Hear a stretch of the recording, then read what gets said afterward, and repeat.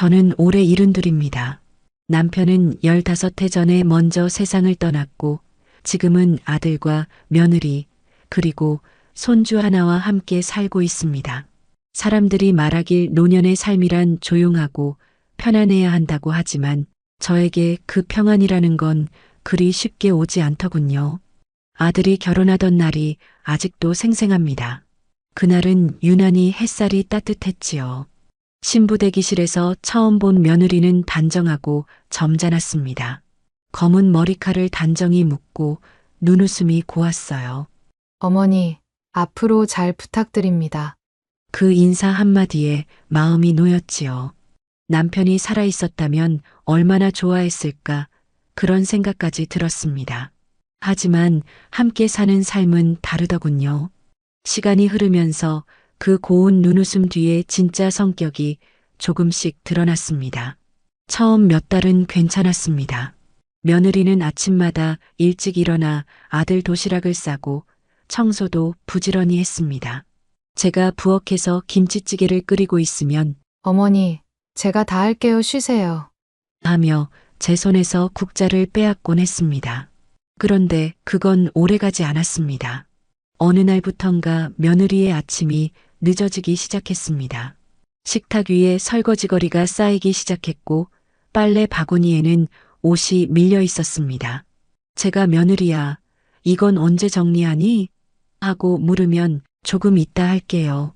하고 대수롭지 않게 말했습니다.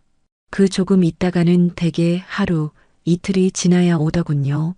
며느리는 그 사이 컴퓨터 앞에 앉아 쇼핑을 하거나 드라마를 보며 웃었습니다. 그 웃음소리가 거실을 가득 채울 때면 제 마음은 왠지 모르게 무거워졌습니다. 요즘 젊은 사람들은 살림을 이렇게 하는구나. 스스로를 다독이면서도 속에서는 서운함이 쌓였습니다. 제가 청소기를 돌리면 며느리는 그제야 방문을 열고 나와 말했습니다. 어머니, 너무 일찍 청소기 돌리시면 손주가 놀라요. 그 말투가 부드러웠다면 몰라도 그날따라 목소리가 날카로웠습니다. 순간 손끝이 멈췄습니다. 그 작은 말 한마디가 제 자존심을 건드렸습니다. 하지만 대꾸하지 않았습니다. 저는 늘 제 자신에게 되뇌었습니다. 아들의 가정일에 괜히 말 섞지 말자. 한마디가 불씨가 된다. 그래서 저는 입을 다물었습니다. 대신 한숨이 늘었지요. 그 한숨을 들은 아들이 조용히 말했습니다. 엄마, 그냥 신경 쓰지 마. 요즘 사람들은 다 그래. 그 말에 저는 고개를 끄덕였지만 마음속에서는 낯선 벽이 생겨나는 걸 느꼈습니다. 그 무렵부터 며느리는 자주 이런 말을 했습니다. 전업주부로 사는 게 이렇게 답답한지 몰랐어요. 밖에 나가서 일하면 제 능력으로는 남편보다 훨씬 더 많이 벌 텐데. 그 말을 들을 때마다 저는 숨을 고르며 가만히 있었습니다. 그녀의 말투에는 자랑보다도 이상한 불만이 묻어 있었습니다. 마치 이 집에 갇혀 살고 있다는 불평 같았지요. 저는 그저 조용히 물컵을 닦으며 말했습니다. 그래도 집안일이란 게 누구보다 중요한 거야. 가정이 편해야 남편이 밖에서 힘낼 수 있지. 그러자 며느리는 짧게 웃었습니다. 그건 옛날 이야기죠, 어머니. 그 웃음소리가 이상하게 제 귓가에 오래 남았습니다. 그날 밤 아들이 퇴근하고 돌아와 며느리와 작은 언쟁을 벌였습니다. 목소리를 죽였지만 벽 너머로 다 들렸습니다. 요즘은 좀 도와주면 안 돼? 나도 일 좀 하고 싶어. 지금 생활비도 빠듯한데. 당신까지 나가면 누가 애 보겠어? 그러니까 당신이 월급을 더 많이 벌어야죠. 그 순간 제 손에 들린 국그릇이 덜컥 흔들렸습니다. 서로 사랑해서 결혼했을 텐데 왜 이렇게까지 말이 험해질까? 하지만 그게 젊은 부부들의 현실이라면 내가 끼어들 자리는 없다고 생각했습니다. 그날 이후 며느리의 눈빛이 조금씩 달라졌습니다. 어딘가 멀어지고 냉랭했습니다. 저와 눈이 마주치면 억지 미소를 짓곤 했지만 진심이 느껴지지 않았습니다. 저는 그저 매일 아침 평소처럼 일찍 일어나 방을 닦고 반찬을 만들며 마음을 달랬습니다. 하지만 하루하루가 무겁게 흘렀습니다. 며느리는 점점 말을 아꼈고 집안 공기가 묘하게 싸늘했습니다. 그렇게 시간이 쌓였습니다. 처음엔 작은 모래알 같던 불편함이 이제는 밥상 위에 놓인 큰 돌처럼 자리를 잡아버렸습니다. 며느리는 요즘 들어 자주 웃었습니다. 하지만 그 웃음에는 예전처럼 살가운 온기가 없었습니다. 어느 날 점심 무렵 아들이 출근하고 손주는 어린이집에 간 뒤 집안은 조용했습니다. 저는 부엌에서 김을 굽고 있었고 며느리는 소파에 앉아 노트북을 켜놓고 무언가를 보고 있었습니다. 김 굽는 냄새가 퍼지자 며느리가 고개를 돌렸습니다. 눈길은 제게 향했지만 마음은 다른 데에 가 있는 듯 했습니다. 잠시 후 며느리는 팔짱을 낀 채 말했습니다. 요즘 친구들이 다 자기 일을 하며 돈을 벌고 집안 살림은 도우미를 쓰는 세상이라고 했습니다. 그리고는 자신도 만약 일을 한다면 남편보다 훨씬 많은 돈을 벌 수 있다고 했습니다. 그 말에는 장난스러운 웃음이 섞여 있었지만 그 너머로는 묘한 자신감이 느껴졌습니다. 그 웃음 속에는 가벼운 농담처럼 들리길 바라는 기색과 동시에 진심이 절반쯤 섞여 있었습니다. 저는 아무 대답도 하지 않았습니다. 김을 뒤집는 손끝이 조금 떨렸습니다. 도마 위의 소리와 펜에서 나는 타닥거림만이 방 안을 채웠습니다. 그 조용한 틈새에 며느리의 말이 더 크게 울렸습니다. 며느리는 계속 말을 이었습니다. 살림이라는 건 자신에게 맞지 않는다고, 하루 종일 집에 있으면 세상이 멈춘 것 같다고, 밖에 나가면 훨씬 활기차고 인정받는 삶을 살 수 있을 거라고 말했습니다. 그 말들을 하는 동안 며느리의 눈빛은 반짝였고 표정은 자신만만했습니다. 그 모습이 낯설었습니다. 결혼 초반에 조용히 웃으며 상다리가 부러질까봐 반찬을 조심스럽게 올리던 그 아이가 아니었습니다. 저는 숟가락을 내려놓고 천천히 의자에 앉았습니다. 그때의 공기는 이상하게 묵직했습니다. 며느리의 말은 농담처럼 들리지만 그 속에는 뚜렷한 불만이 섞여 있었습니다. 지금의 삶이 불만족스럽고 자신이 더 큰 세상으로 나가야 한다는 자부심 같은 것. 저는 그 말의 무게를 느꼈습니다. 하지만 그 말을 굳이 받아칠 수는 없었습니다. 아들의 가정을 어지럽히고 싶지 않았습니다. 그래서 저는 그저 잠자코 웃는 척하며 김을 접시에 옮겨 담았습니다. 손끝에서 나는 작은 소리로만 제 속내를 대신했습니다. 그날 저녁 아들이 퇴근에 들어왔습니다. 며느리는 식탁 위에 반찬을 차려두고 자신은 방으로 들어가 버렸습니다. 아들이 숟가락을 들다 말고 물었습니다. 오늘 무슨 일 있었냐고, 왜 이렇게 집안 분위기가 조용하냐고. 저는 아무 일도 없다고 말했습니다. 그 한마디에 아들은 고개를 끄덕였지만 어딘가 불안한 기색이 스쳤습니다. 그날 밤 제 방 불을 끄고 누웠는데 잠이 오지 않았습니다. 며느리가 낮에 했던 말이 계속 귓가를 맴돌았습니다. 내가 일을 하면 남편보다 더 많이 벌 수 있다. 그 말은 단순한 농담이 아니었습니다. 그 말 속에는 자신을 억누르고 있는 현실에 대한 불만, 그리고 그 불만의 화살이 결국 제 아들, 그녀의 남편에게 향해 있다는 걸 느꼈습니다. 그때 처음으로 마음속에서 작은 균열이 났습니다. 며느리의 삶을 이해하려는 마음과 아들을 지켜야 한다는 마음이 부딪혔습니다. 그 둘이 부딪힐 때마다 가슴이 먹먹했습니다.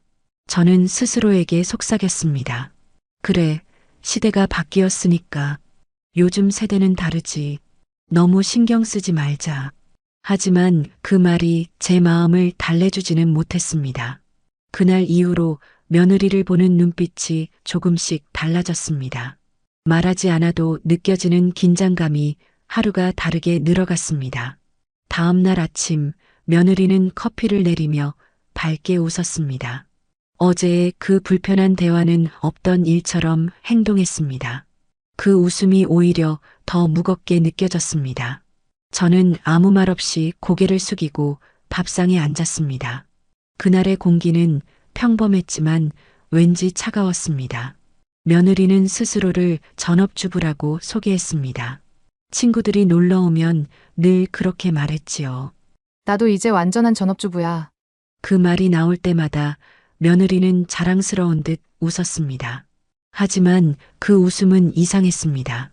그 속에는 자부심이 아니라 어딘가 비꼬인 자기 위로가 섞여 있었습니다. 그녀의 하루는 전업주부의 모습과는 달랐습니다. 아침에 눈을 뜨는 시간부터 느긋했습니다. 아들이 출근을 준비하며 거실을 오갈 때에도 며느리는 이불을 걷지도 않은 채 침대에 엎드려 휴대폰을 보고 있었습니다. 아들은 출근길에 인사도 제대로 받지 못한 채 현관문을 닫았습니다. 그 문이 닫히는 소리가 집안의 하루를 깨우는 유일한 소리였습니다. 그제야 며느리는 천천히 일어나 부엌으로 나왔습니다. 커피포트를 올리고 커피를 내리며 하품을 했습니다. 식탁 위에는 전날 저녁의 그릇이 그대로 놓여 있었고 싱크대에는 물때가 잔뜩 낀 접시들이 쌓여 있었습니다. 하지만 며느리는 그것들을 보고도 손을 대지 않았습니다. 커피를 한 모금 마신 뒤 곧장 거실 소파로 가서 눕더군요. 창문 틈새로 들어온 햇살이 소파 위로 길게 드리워졌습니다. 며느리는 그 위에 몸을 반쯤 묻히고 리모컨을 손에 쥔 채 채널을 이리저리 돌렸습니다. 드라마, 예능, 홈쇼핑, 화면은 끊임없이 바뀌었지만 며느리의 표정은 변하지 않았습니다. 지루함과 권태가 얼굴에 그대로 묻어 있었습니다. 점심 무렵이 되어도 부엌에는 불이 켜지지 않았습니다. 저는 방에서 나와 조용히 부엌을 정리했습니다. 그녀는 여전히 소파에 누워 있었습니다. 가끔 일어나 거실을 한 바퀴 돌며 휴대폰을 들여다봤지만 그게 하루의 전부였습니다. 청소기는 며칠째 거실 구석에 서 있었고 빨래는 건조기 안에서 구겨진 채 그대로 있었습니다. 손주는 어린이집에서 돌아와도 며느리는 스마트폰 화면에서 눈을 떼지 않았습니다. 아이의 목소리가 들려도 반응은 짧았습니다. 응, 그래. 그 한마디로 하루가 지나갔습니다. 저는 매일 아침부터 움직였습니다. 방을 닦고 밥을 짓고 손주 옷을 개며 시간을 보냈습니다. 그런데 며느리는 그 모든 것을 당연하게 여겼습니다. 저녁 무렵이 되어도 며느리가 한 일이라곤 소파에 누워 있는 것이 전부였습니다. 그녀의 눈빛은 점점 무기력해졌고 그 무기력함은 어느새 짜증으로 변했습니다. 아들이 퇴근하고 돌아오면 며느리는 반갑게 맞이하지도 않았습니다. 그저 핸드폰을 내려놓지도 않은 채 왔어요? 하고 형식적인 인사만 했습니다. 그 말 끝에는 피로와 불만이 묻어 있었습니다. 저는 그런 모습을 볼 때마다 가슴 깊은 곳에서 답답함이 차올랐습니다. 그래도 아들의 삶을 생각하며 참았습니다. 가정이라는 건 조용해야 한다. 그 말만 되뇌며 묵묵히 부엌으로 들어가 다시 냄비를 올렸습니다.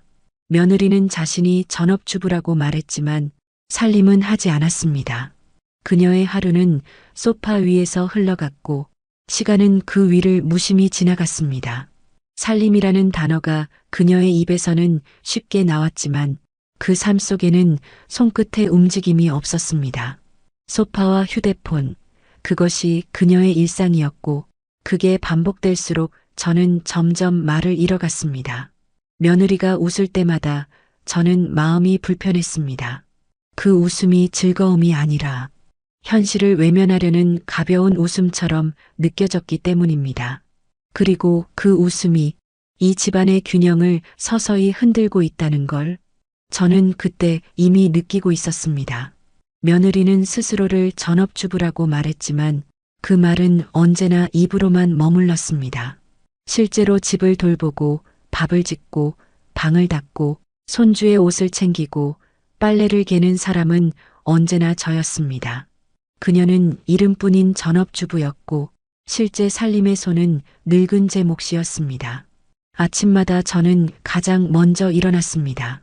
물 끓는 소리, 밥솥에 김 새는 소리, 부엌의 하루가 제 손끝에서 시작됐습니다. 그동안 며느리는 잠에 취해 이불 속에 누워 있었습니다. 햇살이 방 안 깊숙이 들어와도 그녀의 문은 좀처럼 열리지 않았습니다. 손주 도시락을 싸고 아들의 출근 도시락까지 챙기고 나면 저는 허리를 펴지도 못한 채 부엌 바닥에 주저앉았습니다. 손끝이 얼얼하고 다리가 저렸지만 그걸 누구에게 하소연할 수도 없었습니다. 며느리는 그 시간쯤 거실로 나와 커피를 내렸습니다.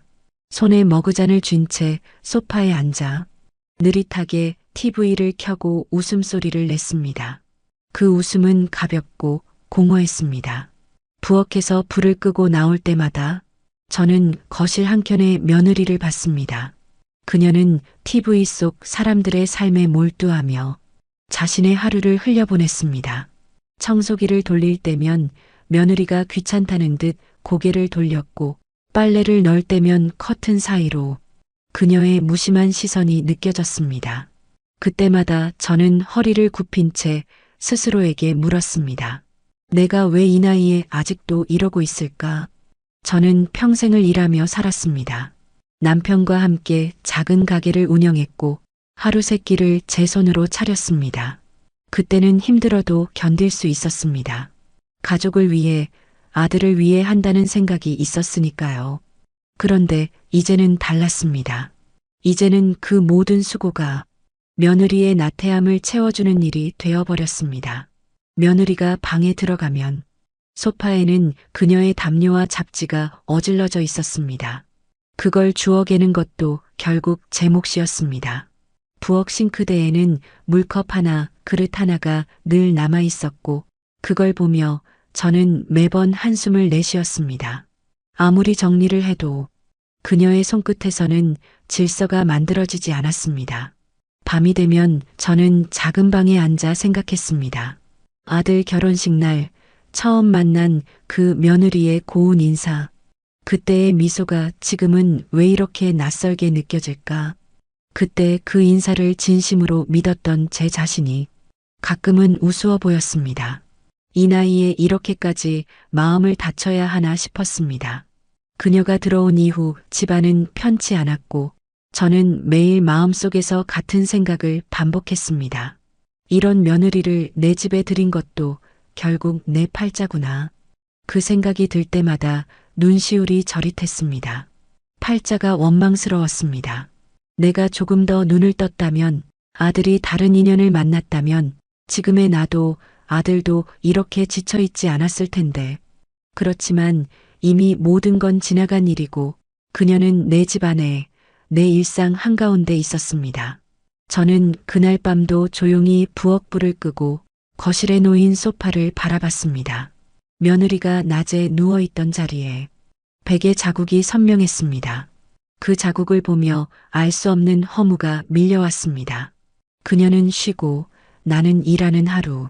그게 어느새 당연해져 버린 집. 그 현실이 견디기 힘들 만큼 쓸쓸했습니다. 저는 혼잣말처럼 중얼거렸습니다. 내가 이 나이에 며느리 살림까지 해야 한단 말이냐? 그 말은 공기 속으로 사라졌지만 가슴 속에서는 오랫동안 맴돌았습니다. 팔자를 탓하지 않으려 해도 그날따라 유난히 제 팔자가 원망스러웠습니다. 그날도 저는 새벽부터 움직였습니다. 밥솥을 올리고 반찬을 꺼내고 마른 수건을 개며 하루를 시작했습니다. 며느리의 방 문은 여전히 닫혀 있었고 방 안에서는 휴대폰 알람 소리만 계속 울렸습니다. 저는 그 소리를 몇 번이나 들었지만 문은 열리지 않았습니다. 해가 중천에 떠서야 며느리가 부스스하게 나왔습니다. 머리는 헝클어져 있었고 눈은 아직 덜 깬 듯했습니다. 커피를 내리며 하품을 길게 하더니 소파에 털썩 앉아 리모컨을 틀었습니다. TV 화면이 번쩍 켜지고 웃음소리가 거실을 채웠습니다. 저는 부엌에서 그 모습을 바라보다가 결국 손에 쥔 수세미를 내려놓았습니다. 그동안 꾹 눌러왔던 말이 입가까지 올라왔습니다. 더는 참을 수가 없었습니다. 천천히 거실로 걸어나가 며느리 앞에 섰습니다. 살림은 안 할 거니? 조용하지만 단단한 목소리였습니다. 그동안 삼켜온 말들이 한꺼번에 섞여 나왔습니다. 하루 종일 TV만 보고 청소도 안 하고 빨래도 안 하고 그게 살림이니? 잠시의 침묵이 흘렀습니다. 며느리는 천천히 TV 볼륨을 낮추고 무심한 표정으로 고개를 돌렸습니다. 그러고는 피식 웃었습니다. 저 살림 열심히 하고 있는데요. 그 말 한마디에 피가 거꾸로 솟는 듯 했습니다. 열심히 하고 있다고? 내가 눈으로 보지 못한 그 살림이 어디 있다는 건가? 나는 새벽부터 일어나 하루 세 끼를 준비하고 바닥을 닦고 손주의 옷을 개고 있는데 그녀는 방금 일어나 커피 한 잔을 마시며 자신이 살림을 열심히 하고 있다고 말했습니다. 저는 멍하니 며느리를 바라봤습니다. 그녀는 눈을 피하지도 않았습니다. 오히려 태연했습니다. 그 표정에는 미안함도 부끄러움도 없었습니다. 그저 왜 그런 말을 하시냐는 듯한 억울한 기색만 남아 있었습니다. 저는 그때 처음으로 느꼈습니다. 이 아이에게 살림이라는 단어는 그저 집에 존재하고 있다는 뜻일 뿐이라는 걸, 실제로 손을 움직이고 몸을 움직이는 행위가 아니라는 걸, 그녀는 자신이 밥상 앞에 앉아 있다는 이유만으로 살림을 한다고 생각하는 사람이었습니다. 그 순간 입안이 말라붙었습니다. 말을 잇고 싶었지만 더는 무엇을 말해도 소용없다는 생각이 들었습니다. 아무리 말을 해도 그녀는 자기 세상의 기준으로만 들을 사람이었습니다. 며느리는 다시 TV 화면으로 시선을 돌렸습니다. 드라마 속 등장인물의 대사가 방안을 울렸습니다. 저는 그 소리를 들으며 천천히 부엌으로 돌아왔습니다. 찬장문을 여는 소리가 유난히 크게 들렸습니다. 손끝이 떨렸습니다. 설거지통에 물이 미지근했지만 가슴속은 얼음처럼 차가웠습니다. 저는 접시를 닦으며 스스로에게 물었습니다. 도대체 어디서부터 잘못된 걸까? 내가 며느리를 잘못 가르친 걸까? 아니면 세상이 너무 달라져 버린 걸까? 답은 없었습니다. 그저 부엌 창문 너머로 오후의 햇살이 흘러들었고 그 빛 속에서 먼지가 떠다녔습니다. 그 먼지조차 내 마음 같았습니다. 무겁지도 가볍지도 않은 채 공중에서 방향을 잃고 흔들리는 것 같았습니다. 며느리의 웃음소리가 다시 들려왔습니다. TV를 보며 웃는 그 소리가 이상하게도 내 가슴에 꽂혔습니다. 웃음인데도 비수처럼 아팠습니다. 나는 그 웃음을 등지고 조용히 국그릇을 닦았습니다. 닦으면 닦을수록 내 속은 더 지워지고 있었습니다.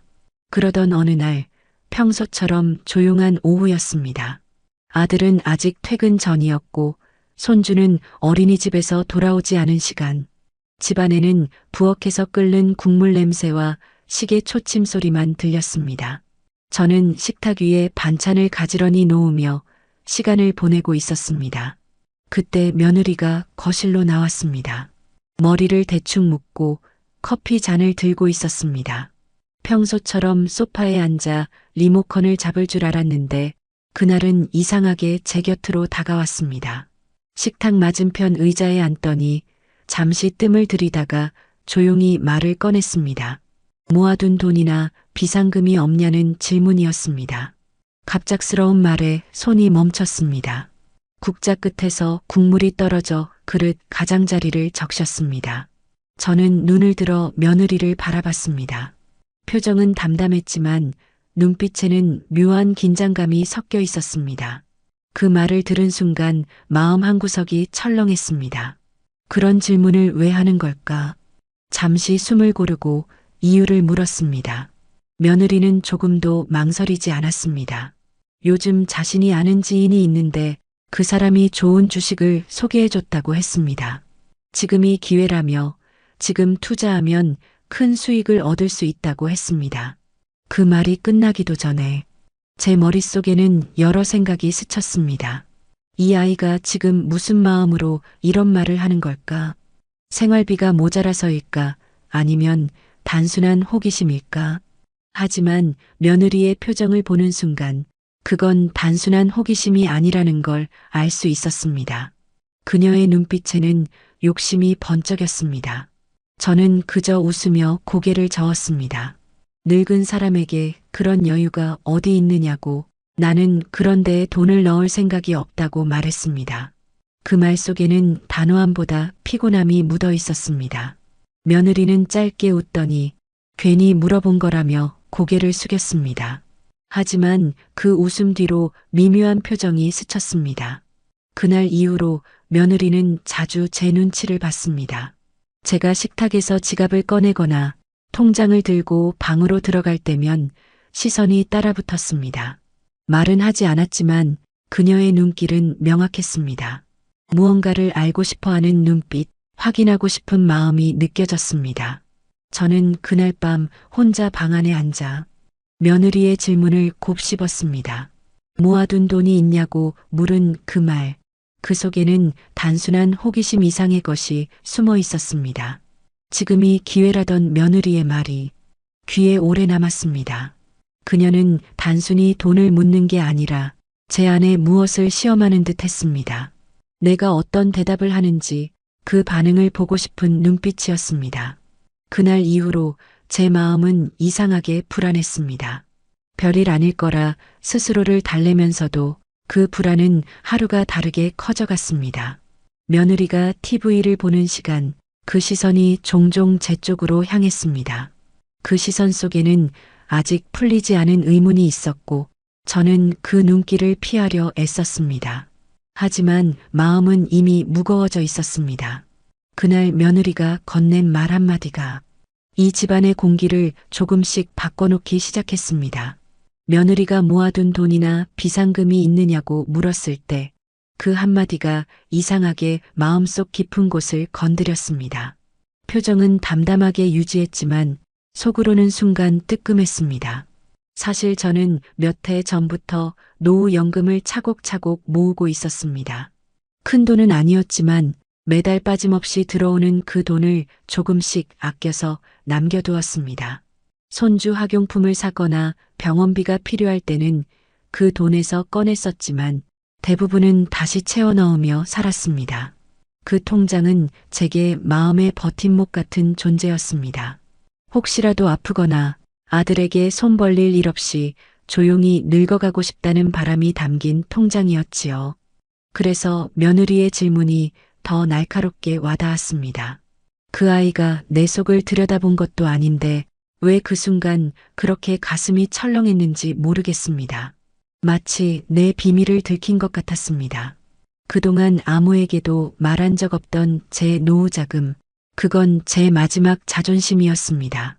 저는 평생 남편의 뒷바라지를 하며 살았습니다. 남편이 떠난 뒤에는 아들의 뒷모습을 보며 살았지요. 가진 건 많지 않았지만 그래도 제 손으로 제 노년을 준비하고 있다는 게 스스로에게는 작은 자부심이었습니다. 그런데 며느리의 무심한 질문 하나가 그 자부심을 흔들어 놓았습니다. 혹시 내 통장을 눈치챘을까? 그 생각이 머릿속에서 떠나질 않았습니다. 며느리가 방에서 나가고 난 뒤에도 그 말이 계속 맴돌았습니다. 비상금이 있냐던 그 한 문장이 마치 내 비밀을 들춰내려는 신호처럼 느껴졌습니다. 그날 밤 저는 방 안 서랍을 열었습니다. 서랍 깊숙이 옷가지 사이에 감춰둔 작은 파우치가 있었습니다. 그 안에는 통장 한 권이 고이 들어 있었습니다. 손끝으로 그 표지를 쓰다듬으며 마음이 이상하게 불안했습니다. 몇 해 동안 한 푼, 두 푼 모아온 그 돈이 그 순간에는 왠지 더 소중하게 느껴졌습니다. 동시에 누군가에게 들킬지도 모른다는 두려움이 스며들었습니다. 그 통장은 나의 노후, 나의 마지막 방패 같은 것이었지만 그날 이후로는 마음이 편치 않았습니다. 며느리의 시선이 자꾸만 내 손끝으로 따라붙는 느낌이 들었습니다.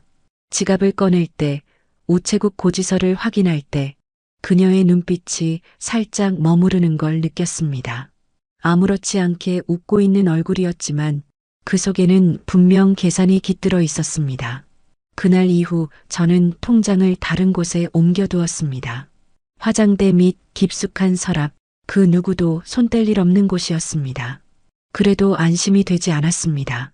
잠자리에 누워도 그 생각이 머리를 떠나지 않았습니다. 내가 모은 이 돈이, 내가 늙어가며 의지하려 했던 이 작은 통장이 이제는 누군가의 눈길을 피해 숨어야 하는 존재가 되어버렸다는 사실이 참 서글펐습니다. 창밖에서는 겨울바람이 불었습니다. 창문 틈으로 스며드는 찬 공기가 살갗에 닿았지만 그보다 더 차가운 건 마음이었습니다. 그날 이후 저는 며느리를 대할 때마다 웃으면서도 마음 한켠이 굳어 있었습니다.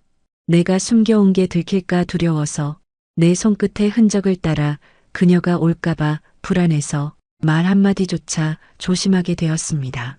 저는 매달 같은 날이면 은행에 들렀습니다. 노후 연금이 들어오는 날짜를 잊은 적은 한 번도 없었습니다. 그날만큼은 꼭 외출 준비를 서둘렀지요. 얇은 코트를 걸치고 통장을 가방 안 깊숙이 넣었습니다. 은행에 가서 통장을 정리하고 잔액을 확인하며 마음의 안정을 얻는 일이 제게는 하나의 의식 같은 것이었습니다. 그렇게 몇 년을 반복했습니다. 창구 직원들도 제 얼굴을 익혔을 정도로 늘 같은 시간, 같은 자리였습니다. 그 작은 일상이 제게는 하루 중 가장 단정한 순간이었고 늙어도 내가 나를 챙기고 있다는 자부심이었습니다. 그런데 어느 날부터 며느리가 그 패턴을 눈치채기 시작했습니다. 제가 외출 준비를 하면 며느리의 시선이 따라왔습니다. 가방을 매는 제 손끝을 슬쩍 훑어보며 어디 가느냐는 듯한 미묘한 눈빛을 보냈습니다. 처음에는 단순한 관심이라 여겼습니다. 하지만 그 시선이 반복될수록 무언가 다른 의도가 숨어 있다는 걸 느꼈습니다. 며느리는 어느 날 느닷없이 말했습니다. 은행에 같이 가겠다고. 본인도 처리할 일이 있다면서 같이 다녀오면 시장도 들을 수 있으니 좋지 않겠냐고 했습니다. 처음엔 그 말을 듣고 조금 의아했습니다. 그동안 한 번도 은행 일에 관심을 보이지 않던 아이였으니까요. 그래도 특별히 거절할 이유도 없었기에 저는 알겠다고 대답했습니다. 그날 아침 며느리는 유난히 부지런했습니다. 평소보다 일찍 일어나 옷을 갈아입고 제가 나설 준비를 하기도 전에 현관 앞에 서 있었습니다. 낯선 광경이었지요. 저는 속으로 고개를 갸웃했습니다. 그녀가 이렇게 일찍 준비한 날은 손에 꼽을 정도였습니다. 버스를 타고 은행으로 가는 길, 며느리는 유난히 밝은 목소리로 말을 걸었습니다. 요즘 물가가 많이 올랐다며 시장에서 장을 보려면 미리 가격을 알아봐야 한다고 했습니다. 저는 그저 웃으며 고개를 끄덕였지만 마음 한켠이 묘하게 불편했습니다. 그녀의 말투는 평소보다 지나치게 부드러웠습니다. 은행에 도착하자 며느리는 자연스레 제 옆에 섰습니다. 순간 이상한 기분이 들었습니다. 창구 앞에서 통장을 꺼내고 기계의 비밀번호를 누르려는 찰나 시선이 옆에서 느껴졌습니다. 고개를 살짝 돌리자 며느리가 무심한 척 제 손가락을 바라보고 있었습니다. 그 순간 등줄기를 따라 서늘한 감각이 흘렀습니다. 이 아이가 내 비밀번호를 보고 있는 게 아닐까 그 생각이 번개처럼 스쳤습니다. 저는 서둘러 화면을 가리며 번호를 눌렀습니다. 손끝이 바빠졌고 심장은 빠르게 뛰었습니다. 멈춰야 하나 아니면 아무 일 없던 듯 해야 하나 순간의 망설임 속에서 기계가 통장 정리를 끝냈습니다. 통장을 받아 가방에 넣을 때까지도 그녀의 시선이 완전히 거두어지지 않았습니다. 짧은 순간이었지만 그 눈빛이 제 마음속 깊은 곳을 파고들었습니다. 그 눈빛에는 호기심이 아니라 확신 같은 것이 숨어 있었습니다. 은행을 나온 뒤 며느리는 아무렇지 않게 말을 이었습니다. 시장에 들르자고 오늘은 채소도 사고 생선도 좀 사야 한다고. 그녀의 말은 평소와 다를 것 없었지만 저는 대답이 잘 나오지 않았습니다. 그저 고개만 끄덕였습니다. 시장으로 향하는 길 내내 통장이 든 가방끈을 더 꼭 쥐었습니다. 가방 안에서 종이 표지가 손끝에 닿을 때마다 마음이 불안하게 뛰었습니다. 며느리가 옆에서 웃으며 말을 걸어도 그 웃음이 귀에 잘 들어오지 않았습니다. 어디선가 아주 얇은 벽이 생겨 서로의 마음을 나누지 못하게 막고 있는 것 같았습니다. 집으로 돌아오는 길, 저는 조용히 걸었습니다. 그날의 햇살이 유난히 따가웠습니다. 비밀번호를 누르던 순간에 그 시선이 머릿속에서 계속 맴돌았습니다. 그날 이후 저는 통장을 더 깊숙한 곳에 숨겨두었습니다. 이상하게도 마음이 편하지 않았습니다. 은행에 다녀온 그날 이후 마음이 이상하게 가라앉지 않았습니다. 겉으로는 평소처럼 지내려 했지만 무엇인가 마음속 깊은 곳에서 자꾸만 걸렸습니다. 그날 은행에서 느꼈던 그 시선, 비밀번호를 누를 때 스쳤던 며느리의 눈빛이 머릿속에서 떠나지 않았습니다. 집으로 돌아온 후 저는 가방을 내려놓자마자 통장을 꺼냈습니다. 아무 일 없다는 걸 확인했지만 그래도 불안이 쉽게 사라지지 않았습니다. 서랍 속 깊은 곳, 옷가지를 조금 옮기고 통장을 다시 넣었습니다. 그때부터였습니다. 하루에 한 번, 아니 이틀에 한 번씩 그 통장을 확인하는 습관이 생겼습니다. 아침에 일어나면 먼저 부엌불을 켜고 물을 올리기 전에 화장대 및 서랍을 열었습니다. 통장이 그대로 있는지, 표지가 구겨지지 않았는지, 그 위치가 변하진 않았는지 확인했습니다. 아무 일 없어도 마음은 편치 않았습니다. 잠자리에 들기 전에도 등불을 켜고 조심스레 서랍을 열어보았습니다. 그저 눈으로 확인하는 것만으로도 안심이 됐습니다. 며느리는 평소와 다를 것 없이 행동했습니다. 커피를 내리고 TV를 켜고 웃고 전화를 받았습니다. 하지만 저는 이제 그 웃음이 자연스럽게 보이지 않았습니다. 그녀가 내 방 앞을 지날 때마다 시선이 문고리에 머무는 듯한 느낌이 들었습니다. 아무렇지 않은 발자국 소리마저도 이상하게 마음을 흔들었습니다. 며칠 동안 그렇게 불안한 날들이 이어졌습니다. 그날도 다른 날과 다르지 않았습니다. 저녁에 식사를 마친 후 모든 식구가 잠든 시간 저는 조용히 불을 끄고 제 방으로 들어왔습니다. 불 꺼진 방 안 익숙한 손길로 화장대 및 서랍을 열었습니다. 그 순간 무언가 이상하다는 느낌이 들었습니다. 통장은 그대로 있었지만 그 위치가 조금 달라져 있었습니다. 항상 세로로 곱게 세워두던 통장이 그날따라 가로로 눕혀져 있었고 표지가 뒤집혀 있었습니다. 손끝으로 그것을 집어들자 아주 미세하게 다른 온기가 느껴졌습니다. 누군가 최근에 건드린 것 같았습니다. 한참 동안 말없이 통장을 들고 서 있었습니다. 가슴이 쿵쾅거렸습니다. 방 안은 고요했지만 귀에는 자신의 심장 소리만 또렷이 들렸습니다. 내가 착각한 걸까? 아니면 정말 누군가 손을 댄 걸까? 머릿속이 복잡해졌습니다. 조심스레 통장을 다시 제자리에 두며 몇 번이고 위치를 확인했습니다. 각도를 맞추고 방향을 기억했습니다. 내일 아침에도 다시 확인해야겠다는 생각이 들었습니다. 눈을 감고 누웠지만 그 장면이 계속 떠올랐습니다. 서랍 속 뒤집혀 있던 통장의 표지가 눈앞에서 어른거렸습니다. 그날 이후 저는 통장을 확인하는 횟수가 더 늘어났습니다. 하루에 한 번이 아니라 아침에도 점심에도 밤에도 서랍을 열 때마다 마음이 덜컥 내려앉았습니다. 손끝으로 느껴지는 그 종이의 질감이 이상하게 차갑게 느껴졌습니다. 불안은 더 짙어졌고 그 불안이 현실이 될지도 모른다는 묘한 예감이 마음 한구석을 짓눌렀습니다. 저는 밤을 거의 새우다시피 했습니다. 눈을 감아도 마음이 가라앉지 않았고 꿈에서도 서랍 속 통장이 떠올랐습니다.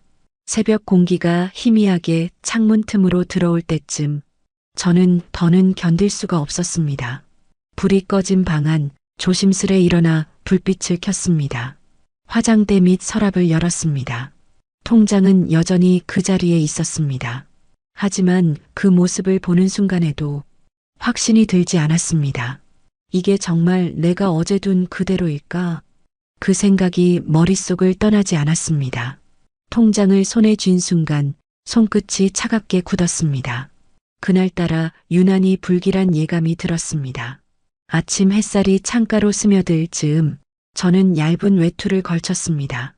며느리와 아들이 아직 방에서 잠든 시간 문을 조용히 닫고 밖으로 나섰습니다. 골목길은 아직 한산했고 가게 셔터가 반쯤 열린 상점들 사이로 차가운 공기가 흘러나왔습니다. 손에 든 가방 안에서 통장이 미묘한 무게로 느껴졌습니다. 은행 문이 열리자마자 안으로 들어섰습니다. 평소 익숙하던 그 공간이 그날은 낯설게 느껴졌습니다. 기계 앞에 서서 통장을 넣는 순간 손끝이 떨렸습니다. 비밀번호를 눌러야 하는데 숫자가 눈앞에서 흐릿해졌습니다. 몇 번을 숨 고르고 나서야 조심스럽게 번호를 입력했습니다. 기계가 통장을 삼키며 작은 소리를 냈습니다. 몇 초의 정적이 흘렀습니다. 그 짧은 시간이 이상하게 길게 느껴졌습니다. 그리고 곧 기계에서 통장이 밀려 나왔습니다. 저는 천천히 통장을 들었습니다. 손끝으로 표지를 넘기며 잔액을 확인했습니다. 그 순간 숨이 멎었습니다. 잔고가 0원이었습니다. 눈앞의 숫자가 믿기지 않았습니다. 몇 해 동안 모은 연금이 단 한 줄로 사라져 있었습니다. 손끝이 얼어붙은 듯 통장을 들고도 움직일 수가 없었습니다. 주변의 소음이 멀어졌습니다. 직원들의 대화 소리, 기계의 안내음, 모든 것이 희미하게 멀어지고 그저 통장 속 그 숫자만이 또렷하게 보였습니다. 숨이 막혔습니다. 가슴이 덜컥 내려앉았고 무릎이 힘을 잃었습니다. 기계 앞에서 한참을 서 있었습니다. 시간이 얼마나 흘렀는지도 알 수 없었습니다. 마음속에서는 단 하나의 얼굴만이 떠올랐습니다. 며느리, 설마. 그 한 단어가 머릿속을 가득 채웠습니다. 그리고 그 단어는 곧 확신으로 변했습니다. 가슴 깊은 곳에서 피어오르던 불안이 이제는 현실이 되어 눈앞에 서 있었습니다. 저는 통장을 가방에 넣으며 천천히 은행을 나왔습니다. 햇살은 여전히 밝았지만 세상은 갑자기 낯설고 무겁게 보였습니다. 걸음을 옮길 때마다 가방 속 통장이 묵직하게 흔들렸습니다. 그 종이 한 권이 이제 제 인생의 무게처럼 느껴졌습니다. 길모퉁이에 서서 잠시 하늘을 올려다보았습니다. 눈시울이 뜨거워졌습니다. 손끝이 떨리고 목이 메었습니다. 오랜 세월 모은 제 노후가 제가 버티며 지켜온 작은 희망이 하루아침에 사라졌다는 사실이 도무지 믿기지 않았습니다. 은행 문을 나서는 순간부터 머릿속은 온통 며느리 생각뿐이었습니다. 잔고가 0원이 된 이유는 단 하나뿐이라는 확신이 숨을 쉬듯 자연스럽게 떠올랐습니다. 누구도 아닌 며느리였습니다. 그 외의 가능성은 단 한 줄의 의심조차 허락되지 않았습니다. 은행에서 집까지 오는 길이 평소보다 길게 느껴졌습니다. 걸음마다 심장이 쿵쿵 울렸습니다. 손에 든 가방이 무겁게 늘어졌고 가방 안에 든 통장이 마치 불타는 돌덩이처럼 뜨겁게 느껴졌습니다. 집 문을 열었을 때 거실에는 며느리가 있었습니다. 소파에 앉아 휴대폰을 보고 있던 그녀가 제가 들어오는 소리에 고개를 들었습니다. 평소처럼 웃는 얼굴이었지만 그 웃음은 제게 더 이상 익숙하지 않았습니다. 저는 곧장 그녀 앞으로 다가갔습니다. 심장은 쿵쿵 소리를 내며 뛰었고 손끝이 떨렸습니다. 숨을 고르고도 목소리가 쉽게 나오지 않았습니다. 몇 초간의 정적 끝에 묵직한 말이 흘러나왔습니다. 돈을 어디에 썼느냐고 내 통장에 손 댄 게 너 아니냐고 물었습니다. 며느리는 눈을 크게 떴습니다. 놀란 표정이었지만 그 안에는 두려움보다는 억울하다는 빛이 섞여 있었습니다. 전혀 모르는 일이라며 고개를 저었습니다. 자신은 그런 일에 관여한 적이 없다고 했습니다. 그 목소리는 단단하고 차분했습니다. 하지만 제 귀에는 거짓말로 들렸습니다. 제 안의 분노가 더 이상 참을 수 없을 만큼 차올랐습니다. 오랜 세월 쌓아온 인내가 그 자리에서 무너졌습니다. 저는 그녀의 얼굴을 보며 이 아이가 결국 내 신뢰를 짓밟았다는 생각에 가슴이 터질 듯 아팠습니다. 집안의 공기가 묘하게 무거워졌습니다. 며느리는 계속 아니라고 했지만 그 말 하나하나가 제 귀에 닿지 않았습니다. 저는 이미 확신하고 있었습니다. 그 아이 말고는 그 통장을 건드릴 사람이 없었습니다. 한참 동안의 침묵이 흘렀습니다. 저는 더 이상 말을 잇지 않았습니다. 방으로 들어가 통장을 챙기고 가방을 들었습니다. 그리고 아무 말 없이 현관문을 열었습니다. 밖으로 나오는 순간 차가운 공기가 얼굴을 스쳤습니다. 심장이 두근거리면서도 머릿속은 이상하리만큼 명확했습니다. 이 일은 이제 경찰이 확인해야 할 일이라는 생각뿐이었습니다. 경찰서 문을 열자 낯선 냄새가 코끝을 스쳤습니다. 안내 데스크 앞에 서서 직원에게 사건을 접수하고 싶다고 말했습니다. 손에는 여전히 통장을 꽉 쥐고 있었습니다. 의자에 앉아 진술서를 작성하기 시작했습니다. 모든 정황을 빠짐없이 적었습니다. 며느리가 처음 비상금을 물었던 날, 은행에 함께 가자던 날, 비밀번호를 누를 때 느껴졌던 그 시선, 그리고 통장의 위치가 미묘하게 달라져 있던 날, 모든 기억이 하나하나 손끝에서 글로 옮겨졌습니다. 경찰은 고개를 끄덕이며 은행 측의 협조를 받아 확인해 보겠다고 했습니다. 저는 마지막으로 덧붙였습니다. 가장 의심되는 사람은 며느리라고. 말을 마치고 펜을 내려놓는 순간 손이 덜덜 떨렸습니다. 긴장이 풀린 것도 있었지만 무엇보다도 마음이 무너져 내렸습니다. 가족을 경찰에 신고한다는 일, 그것이 얼마나 고통스러운 일인지 그제야 실감이 났습니다. 그러나 돌이킬 수 없었습니다. 그녀가 내 노후를, 내 믿음을, 내 마지막 자존심을 건드렸다는 생각이 모든 망설임을 지워버렸습니다. 경찰관이 통장을 받아들고 기록을 확인했습니다. 저는 의자에 앉아 두 손을 모았습니다. 창밖의 햇살이 차갑게 느껴졌습니다. 그날의 공기는 잔인할 만큼 맑고 제 마음은 그만큼 무거웠습니다. 며칠이 지나고 경찰서에서 전화가 걸려왔습니다. 조사 결과가 나왔다고 했습니다. 전화를 받는 순간 손끝이 떨렸습니다. 한편으로는 두려웠고 또 한편으로는 확신이 있었습니다. 이미 제 마음은 며느리를 범인으로 지목하고 있었으니까요. 경찰서에 도착하자 담당 형사가 조용히 말을 건넸습니다. 은행 측의 협조를 받아 CCTV 영상을 확인했다고 했습니다. 그 말이 떨어지는 순간 숨이 막히듯 조용한 긴장이 흘렀습니다. 영상 속에는 며느리의 모습이 있었습니다. 제가 은행에 가지 않은 날, 그녀는 제 통장을 들고 ATM 앞에 서 있었습니다. 화면 속 그녀는 익숙한 손놀림으로 비밀번호를 입력하고 있었습니다. 머릿속이 하얘졌습니다. 그 순간 며느리가 제 통장을 손에 쥐고 있던 그 장면이 칼날처럼 제 가슴을 베고 지나갔습니다. 경찰은 영상 일부를 보여주며 현금 인출 내역과 일치한다고 설명했습니다. 며느리가 현금을 인출한 뒤 통장을 다시 집으로 가져간 것으로 확인됐다고 했습니다. 제가 느꼈던 모든 불안과 예감이 하나도 틀리지 않았습니다. 그 불안은 결국 현실이었습니다. 경찰은 즉시 며느리를 소환했습니다. 며느리는 처음에는 전혀 모르는 일이라고 주장했습니다. 하지만 영상 증거가 제시되자 더 이상 아무 말도 하지 못했습니다. 얼굴이 굳어 있었고 손끝을 꼭 쥐고 있었습니다. 그녀가 침묵한 채 고개를 숙인 그 순간 제 안의 마지막 남은 믿음도 완전히 무너졌습니다. 며느리는 결국 구속되었습니다. 집으로 돌아오던 날 경찰차가 떠나는 모습을 멀리서 봤습니다. 창문 너머로 보이는 그 뒷모습이 믿을 수 없을 만큼 낯설었습니다.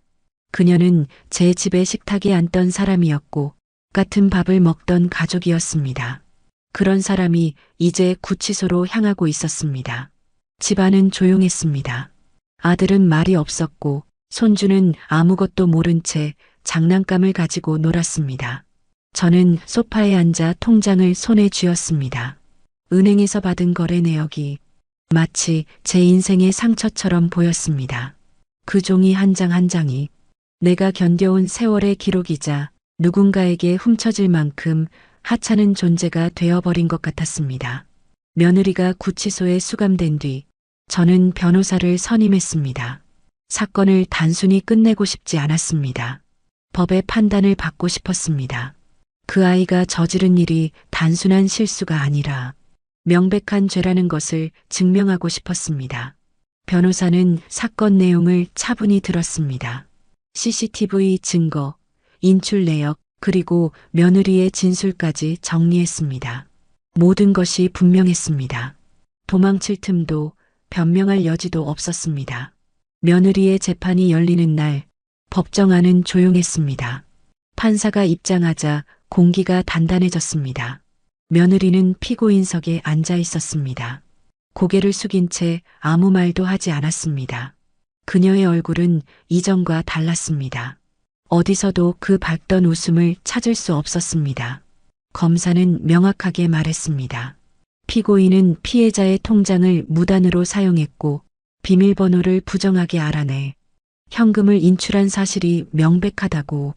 그 말이 법정안에 울릴 때마다 제 심장은 묘하게 아팠습니다. 억울함이 아니라 허무함이었습니다. 가족이라는 이름으로 엮였던 관계가 이렇게까지 무너질 수 있다는 사실이 믿기지 않았습니다. 판사는 조용히 고개를 끄덕이며 자료를 하나씩 넘겼습니다. 모든 증거는 며느리의 범행을 명확히 가리키고 있었습니다. 그날 저는 방청석에서 조용히 손을 모았습니다.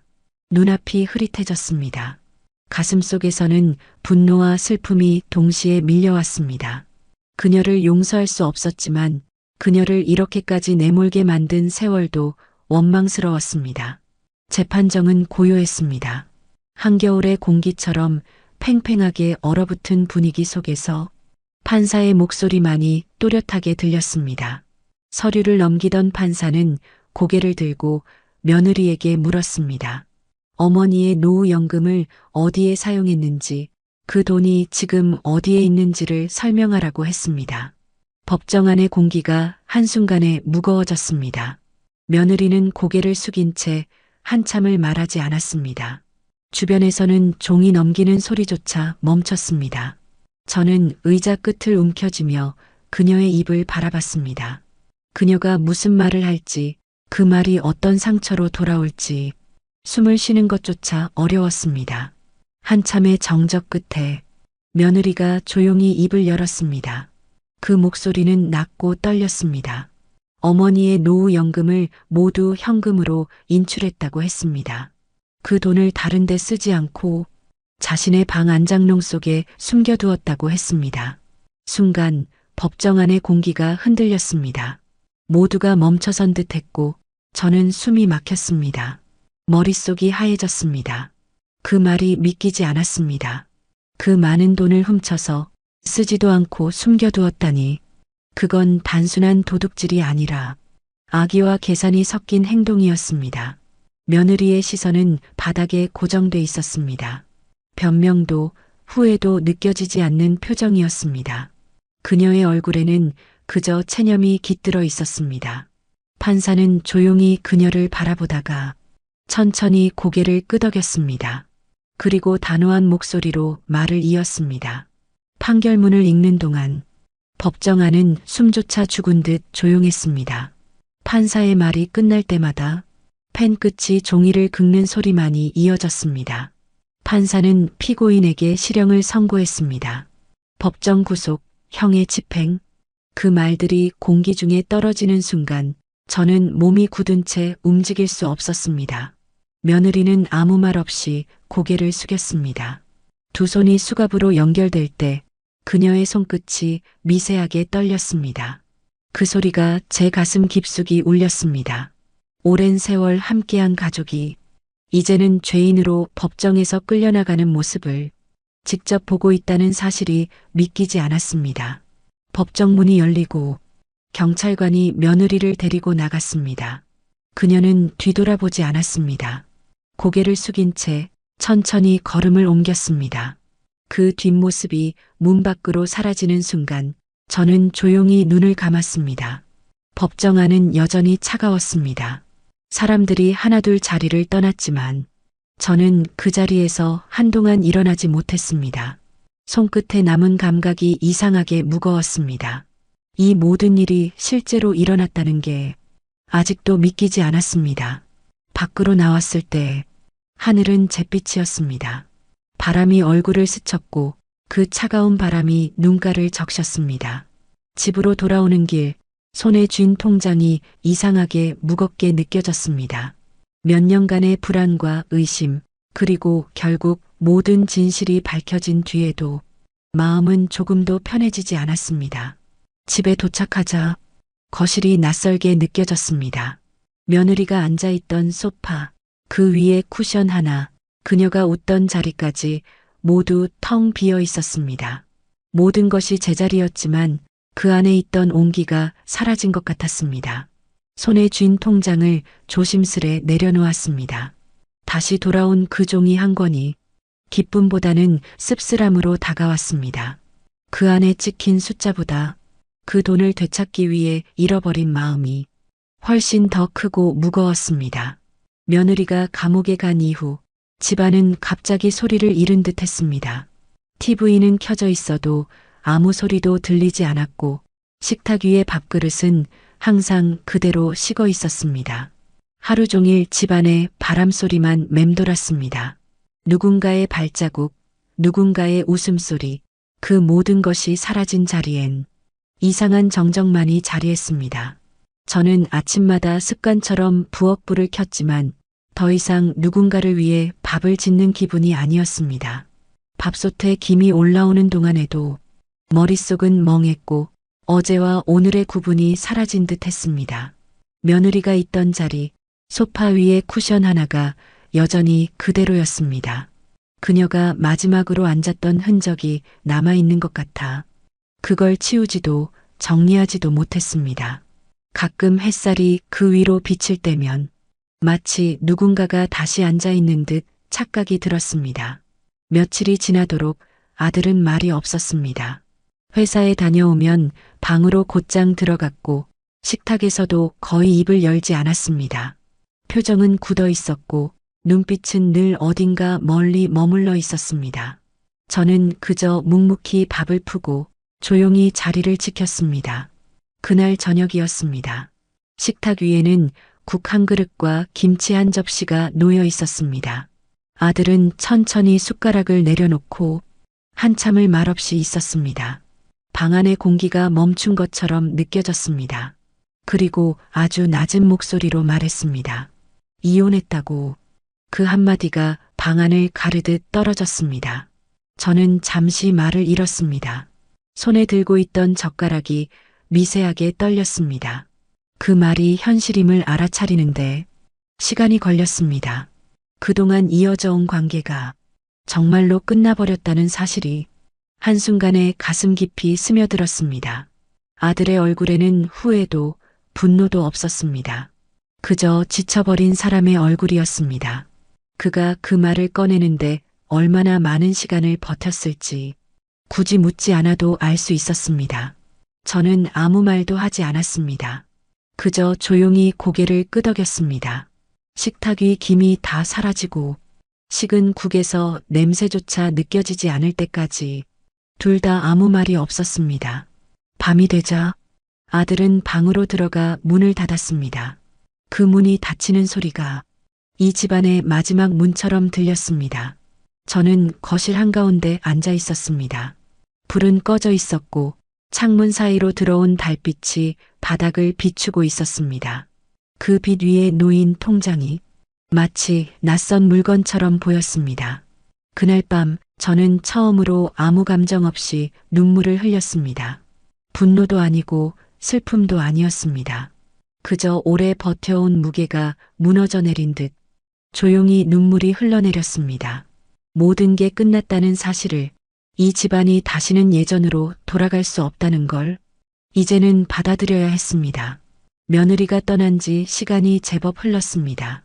집안은 여전히 조용했지만 그 고요 속에는 이전과는 다른 공기가 깔려 있었습니다.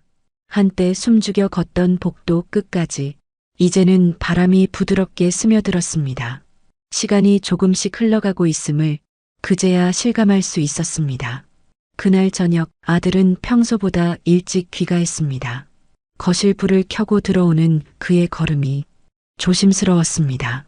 오랜만에 서로 마주 앉았습니다. 식탁 위에는 김이 조금 식은 국과 밥 한 공기, 그리고 오래된 침묵이 있었습니다. 아들은 한참 동안 말이 없었습니다. 손끝으로 젓가락만 만지작거리다가 조용히 숨을 내쉬었습니다. 그의 얼굴은 피곤해 보였고 그 속에는 묵은 후회가 스며 있었습니다. 잠시 후 그가 입을 열었습니다. 그동안 얼마나 불안했냐며 자신이 어머니를 지켜주지 못했다고 했습니다.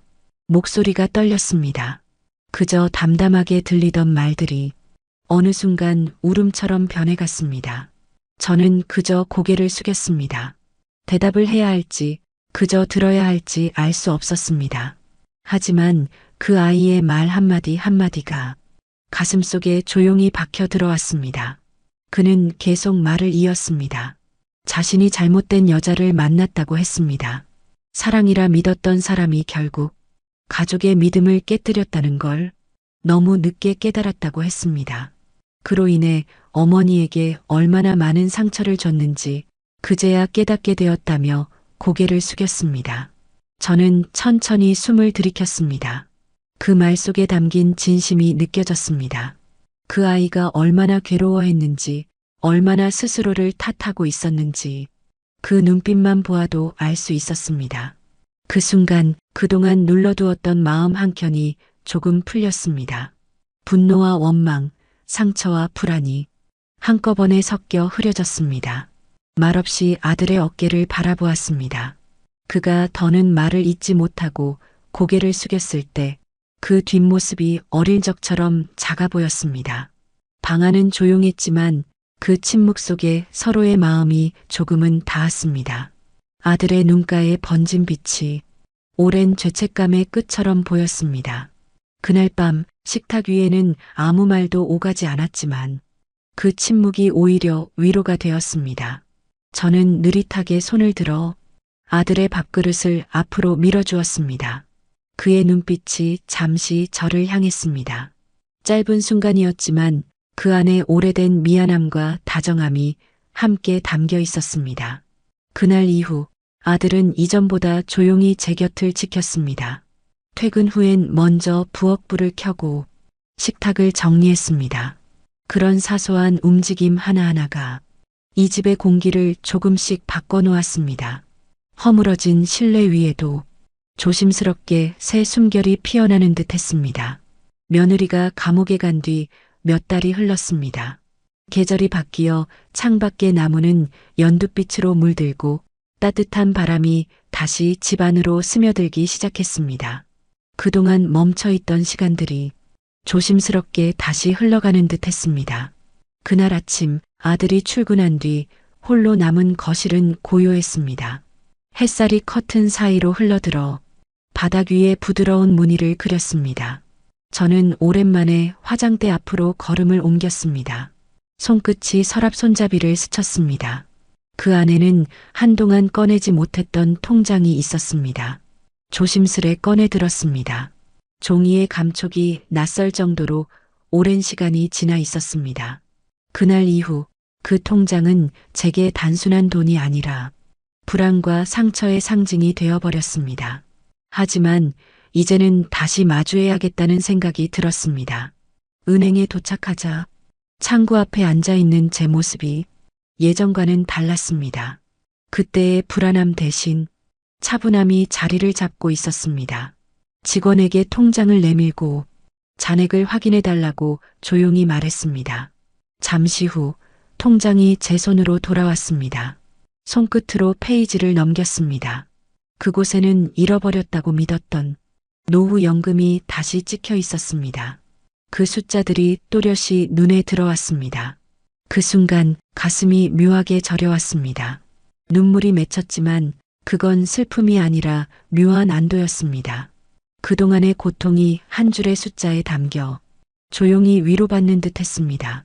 몇 해를 모아온 노력과 세월이 다시 제 손안으로 돌아왔다는 사실이 믿기지 않으면서도 따뜻했습니다. 은행을 나서며 손에 쥔 통장을 가만히 바라봤습니다. 그 안에는 단순한 금액이 아니라 제가 지켜낸 인생이 담겨 있는 듯 했습니다. 바람이 부드럽게 불어와 머리카락을 스쳤습니다. 그 바람이 이상하리만큼 평화롭게 느껴졌습니다. 집으로 돌아와 통장을 화장대 위에 내려놓았습니다. 예전처럼 깊이 숨기지 않았습니다. 빛이 스며드는 자리, 손에 닿기 쉬운 곳에 조심스레 두었습니다. 이제는 더 이상 두려워 숨길 필요가 없었습니다. 창문을 열자 햇살이 방 안으로 가득 들어왔습니다. 그 빛이 통장 위를 스치며 은은하게 반짝였습니다. 저는 그 모습을 한동안 바라보았습니다. 긴 세월 동안 짓눌렸던 불안이 조금씩 사라지는 것 같았습니다.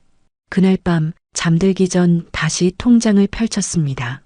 숫자들이 고요히 박혀있는 종이 한 장이 이제는 제게 두려움이 아니라 안도의 상징이었습니다. 세월이 다 가져간 줄 알았던 마음의 평온이 조용히 돌아와 있었습니다. 저는 천천히 눈을 감았습니다. 그동안 흩어졌던 시간들이 하나의 선으로 이어지는 듯 했습니다. 통장은 그대로 책상 위에 두고 그 위로 달빛이 부드럽게 내려앉았습니다. 오랜 불안 끝에 찾아온 고요한 평화, 그것이야말로 제가 다시 살아있다는 증거처럼 느껴졌습니다. 그날 이후 제 일상은 조금씩 제자리를 찾아갔습니다. 아침이면 커튼을 열고 햇살을 맞이했습니다. 예전처럼 불안에 쫓겨 서랍을 열지도 않았고 밤마다 통장의 위치를 확인하지도 않았습니다. 이제는 손끝으로 그 표지를 쓰다듬을 때마다 불안 대신 평온이 느껴졌습니다. 부엌에서는 다시 밥 짓는 냄새가 났습니다. 작은 냄비에서 김이 오르고 아들이 출근 전 내뱉는 짧은 인사도 그저 평범하고 따뜻하게 들렸습니다. 삶은 그렇게 다시 흘러가고 있었습니다. 창문 너머로 보이는 하늘은 한층 맑아졌습니다. 그 하늘을 올려다보며 저는 생각했습니다. 사람의 인생은 때로는 너무도 가까운 곳에서 상처를 받고 또 그 상처 속에서 다시 살아가는 법을 배우는 것이라고. 며느리의 일은 제게 큰 상처로 남았지만 그 일이 제 마음을 완전히 무너뜨리지는 못했습니다. 저는 여전히 제 손으로 밥을 짓고 제 걸음으로 시장을 다니며 제 손끝으로 노후를 지켜내고 있었습니다. 그게 제 인생이었고 제 평온이었습니다.